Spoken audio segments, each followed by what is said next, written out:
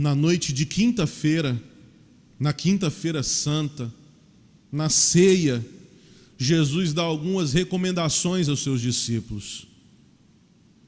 É uma forma de um testamento espiritual, dado por aquele que no dia seguinte seria preso, julgado, condenado e crucificado.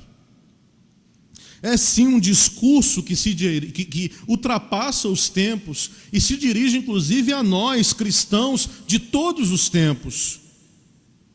Hoje, nós, os cristãos de hoje, o que nós podemos resgatar desse discurso? Ou desses trechos conhecidos como os textos da despedida de Jesus? Lendo não só esse, mas os textos bíblicos indicados pelo calendário litúrgico, que estão aí na nossa liturgia para hoje, e lendo os comentários dos últimos anos, a pergunta que eu me faço é: onde está a igreja em tudo isso? A igreja que nós conhecemos e a qual nós pertencemos, a igreja que nós somos, terá se tornado estéril como a vinha do Antigo Testamento, que correspondia ao povo de Israel? Distanciamos do verdadeiro mundo ou do mundo real e frequentemente a mensagem de amor dos evangelhos, o amor que é feito de abertura, de acolhida incondicional, de tolerância, de misericórdia, de perdão e de esperança. Cada vez mais nos distanciamos e, ao contrário, impondo regras e doutrinas que não estão mais vinculadas às realidades do mundo atual. Às vezes eu tenho a impressão pessoal que a igreja atual se considera ao mesmo tempo a videira e o agricultor. E a gente tem hoje o evangelho de hoje que nos lembra, nas palavras do próprio Cristo ressuscitado: eu sou a videira e o meu Pai é o agricultor. Isso significa que todos que estão unidos à videira dão frutos. E esses frutos provêm de lugares diferentes, de ambientes diversos e múltiplos. Me atreveria a dizer que existem até alguns que não possuem nenhuma pertença religiosa. Esse tempo pede de nós uma espiritualidade de conexão, da busca pela experiência da unidade, de estender pontes entre as culturas, raças, sexos, crenças religiosas, ideologias, de romper fronteiras, de estreitar laços, de criar espaços acolhedores. Nós precisamos sair dos nossos pequenos círculos para criar vínculos com tantas pessoas, grupos, organizações sociais e movimentos que hoje buscam um novo tipo de globalização, a globalização da solidariedade, da interconexão responsável, da comunhão universal. A imagem da videira e dos ramos descrita no evangelho de hoje nos revela a teia das relações, das interdependências e da comunhão de todos com aquele que é a fonte originária de tudo isso. Isso significa que há uma unidade fundamental que perpassa todas as partes do universo na forma de uma rede. Nós, os seres humanos, também fazemos parte desta vasta rede de inter-relações, conectados à natureza. E Jürgen Moltmann vai dizer que nós estamos a ponto de conquistar Marte e ainda não fizemos as pazes com a nossa mãe Terra, com o cosmos, com a natureza. Percebemos do contexto atual que o ser humano tem perdido o contato e a comunhão com o cosmos e com os seus semelhantes. Nós estamos conectados com tudo e com todos, e no entanto, tanta conexão não nos nutre, não nos oferece sentido para a nossa própria existência. A compulsão dos meios eletrônicos que tem ameaçado essa noção de sentido e e trazido cada vez mais a superficialidade, o individualismo e o isolamento, tem provocado mal-estar, de doenças, de conflitos e divisão, de insegurança, de ansiedade, de solidão, de aridez existencial. É nítida a fragmentação que nós vivemos dentro do nosso próprio interior. Nós vivemos como seres fragmentados. A verdadeira nobreza do ser humano consiste exatamente nisso. Há em cada um de nós uma força latente, como energia fundamental que nos impulsiona a viver, que nos ajuda a crescer e a melhorar continuamente, que aumenta a nossa capacidade de resistência, que nos estimula a alcançar aquilo que é o sentido da própria existência, a verdade, a liberdade, o bem, o amor. Porque vamos ser sinceros, é isso que todos nós buscamos de uma forma ou de outra. Para minha pesquisa de mestrado, peguei um artigo recente de 2016, publicado no PubMed, que é um banco de publicações médicas e da área de saúde. E essa pesquisa mostrava lá e questionava qual a principal necessidade do paciente no final da sua vida. O que o paciente mais quer? Parar de sentir dor? Não. Ter médicos legais? Não. No topo dessa pesquisa lá feita com os pacientes, sabe o que os pacientes mais esperam? Viver uma vida com sentido. Encontrar sentido na existência. Encontrar significado em tudo aquilo que nós vivemos. E esta força que nos comanda nos melhores momentos da vida, como um princípio sempre ativo, dinâmico, criativo, mas quando essa força vital permanece bloqueada por algum motivo, o ser humano perde essa direção, seca a criatividade e o gosto por viver, não faz progredir nas nossas potencialidades, demite-se da própria vida.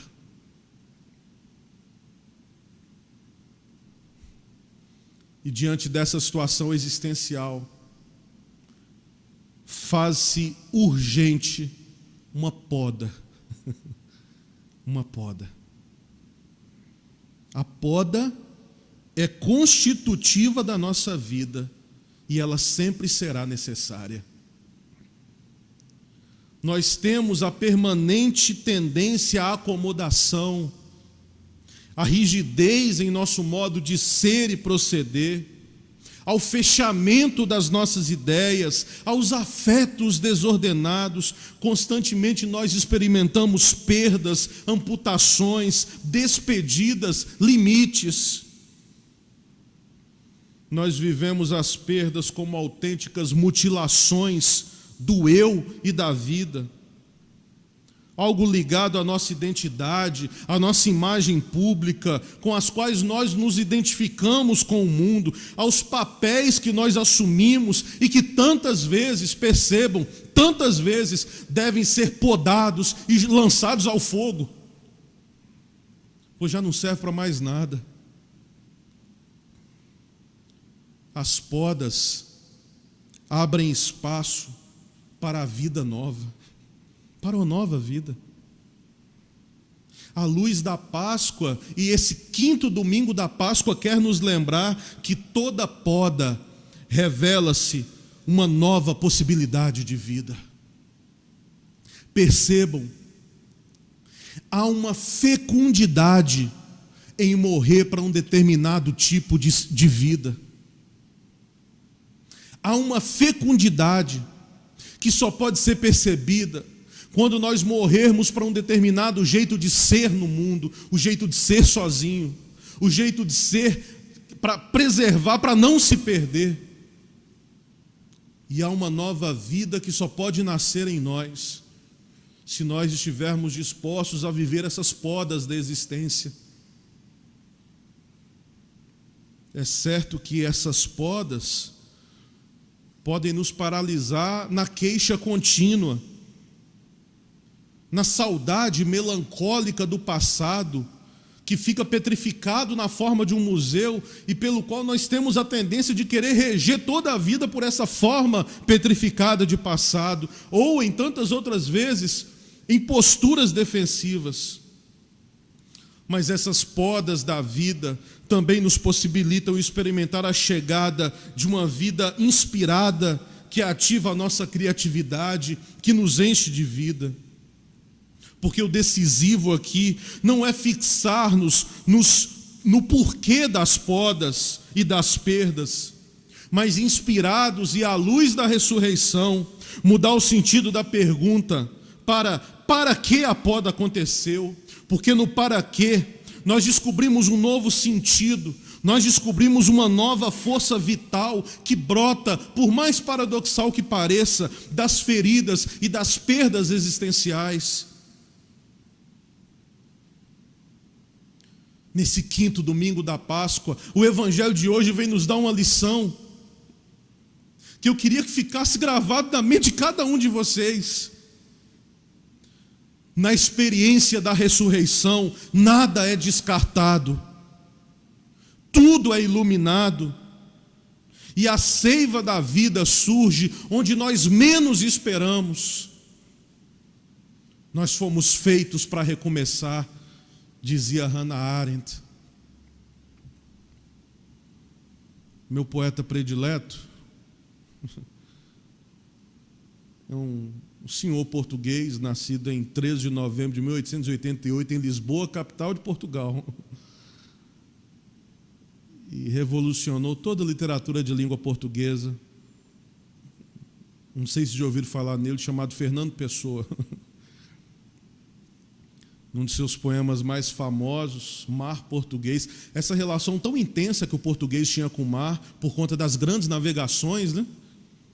Como que encarando o mar, Fernando Pessoa dizia: ó mar salgado, quanto do teu sal são lágrimas de Portugal. Por te cruzarmos, quantas mães choraram, quantos filhos em vão rezaram, quantas noivas ficaram por casar, para que fosses nosso, ó mar. Valeu a pena? Tudo vale a pena se a alma não é pequena, porque quem quer passar além do bojador, tem que passar além da dor.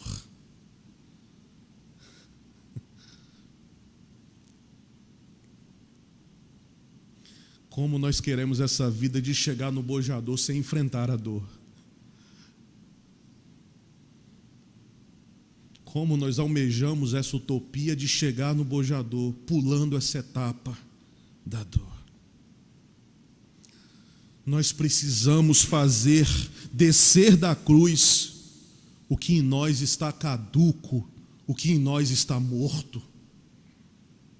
Olhá-lo de frente, sepultá-lo e nos despedir dele, para que uma nova vida possa enfim se expandir com liberdade. Precisamos fazer descer da cruz aquilo que está caduco, aquilo que está morto em nós, e ter a coragem de nos despedir, de nos desapegar. Desapega, como diz a propaganda. Só quando nós morremos e ressuscitamos, nós podemos nos renovar e gerar muitos frutos, pois experimentamos em nossa própria carne a fragilidade humana, o que é efêmero, o que é secundário, mas ao mesmo tempo ressuscitamos a partir de uma força que vem do mais profundo de nós mesmos. Nós precisamos nos religar à fonte e aproveitar para o desenvolvimento integral da nossa personalidade, os abundantes nutrientes e recursos presentes nas profundezas do nosso próprio coração. São forças construtivas e autônomas, livres de influência externa, que devem ser colocadas a serviço da construção de uma personalidade sadia, de uma personalidade equilibrada, mas também de um mundo sadio, de um mundo equilibrado. Porque é assim que o nosso interior se alarga, se dilata. Um poeta musical que eu gosto muito, ouço muito, e cito sempre aqui, coloco até nas liturgias, chamado Fernando Anitelli. Tem um pequeno trecho, um poema dele que ele diz: para dilatarmos a alma, temos que nos desfazer. Para nos tornarmos imortais, a gente tem que aprender a morrer com tudo aquilo que fomos e tudo aquilo que somos nós. Para dilatarmos a alma, temos que nos desfazer. É a seiva divina, presente no eu mais profundo, que nos arranca do nosso fechamento e nos faz ir além de nós mesmos, nos abre a uma nova realidade maior que nós mesmos e que nos transcende. Nós precisamos viver cada vez mais nas raízes do nosso ser. Nós precisamos aprender a viver cada vez mais de maneira mais autêntica, de maneira mais profunda, de maneira mais livre. Para dilatarmos a alma, temos que nos desfazer. Para nos tornarmos imortais, a gente tem que aprender a morrer com tudo aquilo que fomos e tudo aquilo que somos nós. Que o Senhor nos abençoe.